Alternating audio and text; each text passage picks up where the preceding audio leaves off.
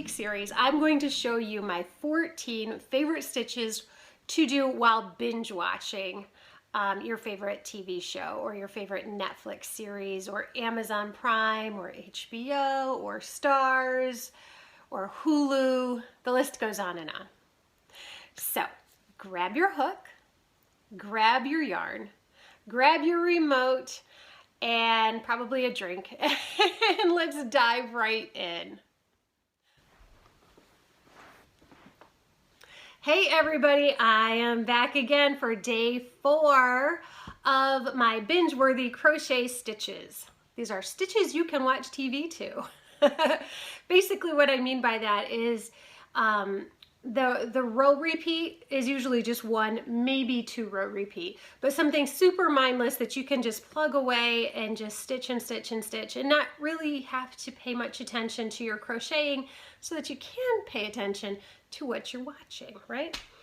Okay, so the next stitch is actually the granny stripe stitch. Now I love this stitch, and I'm actually going to insert some pictures of a blanket that I made for my stepdad.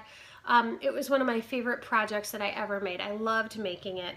I do have a granny stripe project here, but because it's also a planned color pooling project, the granny stripe actually kind of gets lost in it. So it's kind of hard to see the granny stripe, and it's actually hard to even see which way is right side up.